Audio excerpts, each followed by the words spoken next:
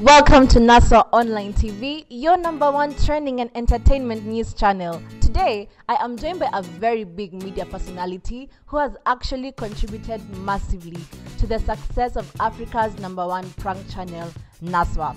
I'm your host for today, Cynthia Wanyeki, and without further delay, let me allow our guest to introduce himself. Yes, thank you very much for having me. Welcome to the show. Yeah, I appreciate your invitation. My name is Pira, and I've been in media industry as far as I can remember, dating back from 2009.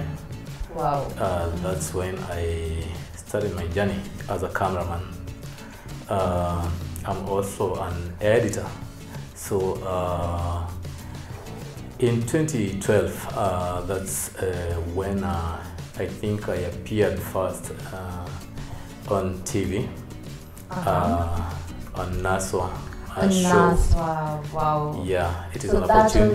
was your first time on the screen? Yeah. 2012. Yeah, before that I was behind the camera and the screen, of course, behind the screen now as an editor. Mm-hmm. Yeah, I met a guy called Maxwell, famously Max, who invited me to Naswa show. And yeah, I can say that's when my star in media industry now, I think, began. started shining. Wow. So you have said that you were invited to the show. So did Maxwell spot you from a different production, or how did you two meet? I would say meeting Max was fate brought us together because I met Max at a time when I had just lost my equipment. I had invested heavily on production equipment, but at some point my house was mugged, and I was left now struggling now to get myself back now to production now without with no equipment. Equipment. Yeah, so I had talked to some of my friends that I had met now in the industry now earlier, and told them now from where I am now, I'm like, okay, looking for a job. Yes. Which most of people couldn't believe. Did you land the job on the first audition? Let me say, that's a very good question. And it goes out there to anyone who feels they have a talent inside of them. Yeah. When something is inside you, you don't even need to go to school to learn because it comes out automatically. I can tell you the only thing that lacked before I met the Naswa crew now was the exposure or platform where you can bring out what is in you. Yes. That's what now Naswa gave me. Wow. And do you on the first day that you shot, how was the experience? I thought it was supposed to be difficult than it was because I remember we went to the field. My first ever prank, I did it somewhere around Nyayo Stadium. It was a prank that involved the motorist. I was pranking the drivers of most cars. And I did it perfectly well. Actually, we didn't take too long than some pranks that we even did years later. Yeah. So what was the reaction from the motorists? The only difference now with when you've been there is you can tell when the prank is working and when it's not working. At first, you're just doing it and listening to your producer to see whether they're satisfied with whatever you're doing. You're not even sure whether you're doing it right. But the moment now it goes on air and you see yourself, you realize, oh, I'm good at this thing. And the platform now keeps on growing now, whatever is inside you. Yeah, so for me, I even would like to tell anyone, if you think you have something that you've not been utilizing, I think there is no point in waiting for tomorrow. Okay. Yeah. So, do you recall any bad experience while carrying out those pranks? Bad experiences, eh? Prank gone wrong. In Kenya, I would say due to the level of understanding and cultural backgrounds now from different people, Yes. exposes now the pranksters to a number of dangers. Because not once or twice have I seen myself now risking my own life just to bring out the best out of a certain prank. Yes. But most of time, because of the experience now, the moment you're in the streets every day, you gain experience now to understand when someone's anger is at the boiling point, and that's now when you drop your prank. I have an experience where I was beaten by a very old lady. Oh, you were beaten on the street. Yeah, a very old lady. She did not intend to, but she did it. The prank was one of those provoking pranks where we were pretending. You see these mama mbogas who sell the hamburgers now from they spread the roadside. by the roadside. So the prank was I was pretending to be drunk and deciding now I feel like I need to pee. And the only place I see now I need to pee was on those hamburgers now at the ground. She was in the company of her two nieces, who at first wanted to react towards me, but she cautioned them not to react. And I could see some guys now around, other strangers, trying to threaten and saying, "Let's wait until he pees." Now I knew I'm not peeing, but I'm pretending I want to pee. The prank went very well because the reactions now are massive. I can from imagine. Now the old woman, the nieces, the bystanders. So after you do your prank, once it's done, you walk now towards the camera, so that the reactions start coming towards the camera. And so me, I knew I did my prank and it's over. So the reaction, I'm just trying to extend the reactions now towards the camera. I have left even the place I wanted to be. Kumbe the mama woke up now with the walking stick that she had. And before we know, she was just behind me and she threw it on me. But later we explained to her it was a prank, and she was very sorry. Actually, she gave us some bananas. That's nice. So such reactions keep on coming. There's another time I remember in town, we were one of our guys now was pretending to be stealing from another guy who is one of our crew members, pretending to be asleep. Little did we know the guy we pranking who was sitting next to this sleeping guy of ours was a cop in plain uniform.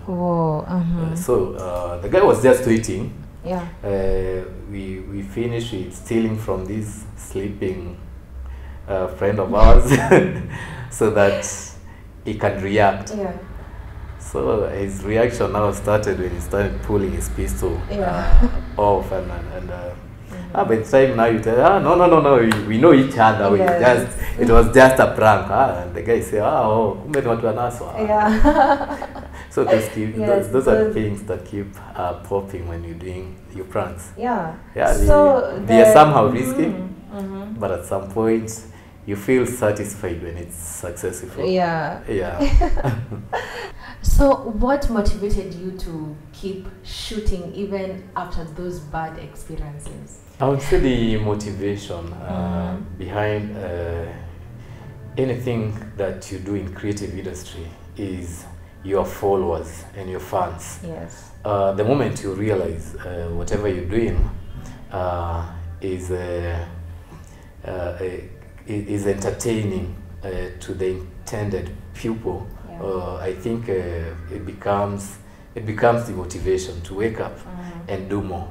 Yeah, because sometimes it makes someone happy when you meet people in the streets and they say, hey, you guy, you made my night yesterday. Those pranks that you guys produced yesterday, those were a notch high. Hey, how did you even do that? You see, it motivates, to create more, to come up with more, and to do and to do more. So because now at some point it stops becoming now about you. But it becomes about whoever you're doing it for. Yes. Yeah. Wow, that's amazing. And did you have that special friend that you enjoyed doing pranks with while on set? Yeah, of course. They are favorite people you do pranks with. They are those people who you don't need to even rehearse. They know the moment you do this, this is natural. It becomes natural. Yeah. You just look at each other in the eye and you know this thing is working. So which prank was that you enjoyed doing it with your fellow crewmate?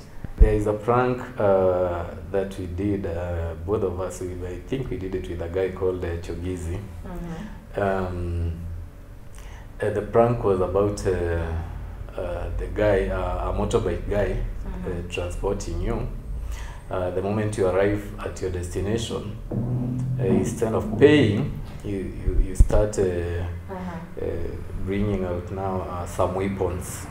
We did it together because at some point one guy had to be there to stop people, because now people could rush, like leaving their motorbike behind like it's nothing. Now they're terrified. So you need to be there now to tell them, no, we were just biking. And there is another one we did, with a black, we had a black car, and the prank was a guy in a mask. So I pretended I was trying to change a tire. So I tell some guy, now can you please help me with these spanners to keep them in the back seat of my car. But then someone is holding a gun at the back seat with a mask. So the moment someone opens the door, you find a guy with a gun. You can imagine the reaction. Actually, I remember that prank was brought some bad experiences at the end of the prank, because I remember there's a teacher we pranked, and he ran down to the tea plantation where he fell. So we had to compensate someone like this. So these are some of the challenges that are there when you're doing a prank. But the reaction with the prank was top notch. And can you say that Naswa gave you a bigger platform to build your personal brand? Yeah, Naswa actually gave me a very big platform, if I may say, because one of the things that happens in the Kenyan industry is people are likely to trust you first when they see you on a national television. Very true. So with the production house that I had, and again, I like to thank Maxwell, because at some point he used to support whatever someone does outside of the pranks. So with my production, I was able to get some clients, I would say,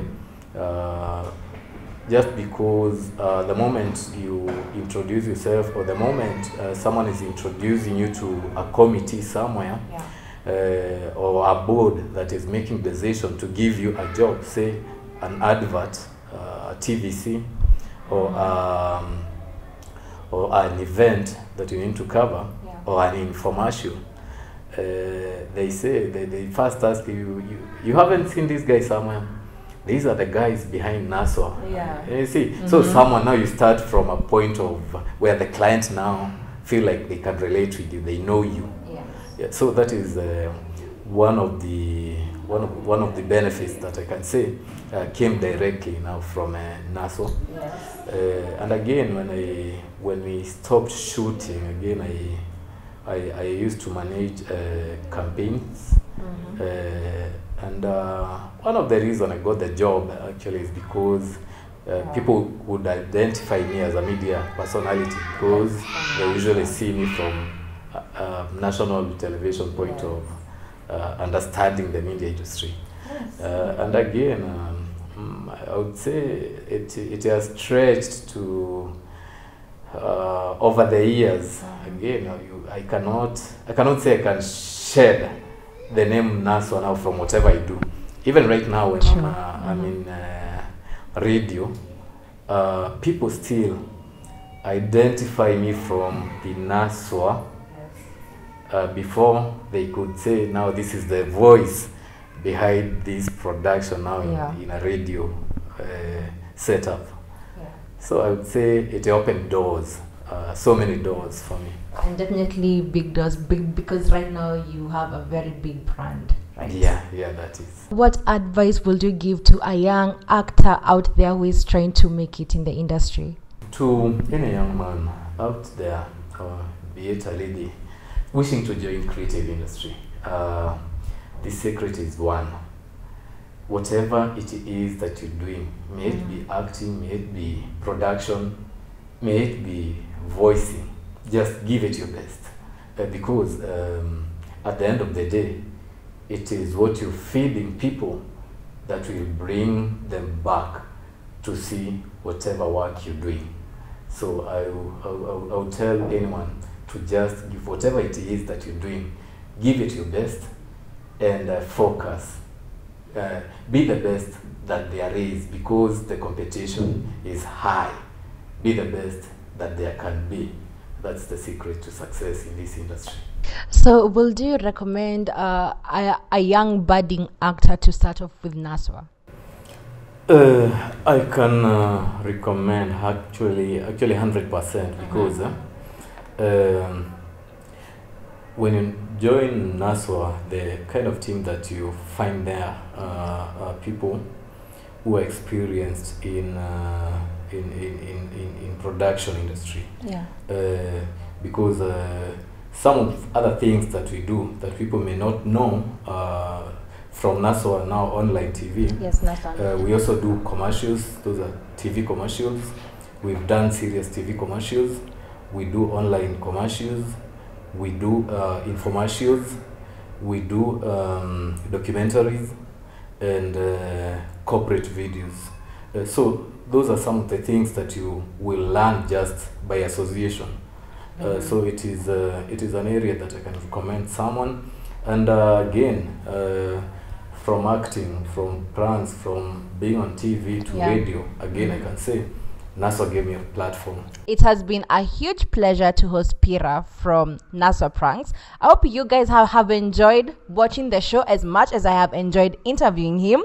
And we'll see each other in the next video. Remember to subscribe, share, and turn on the notification bell and watch it for the next video.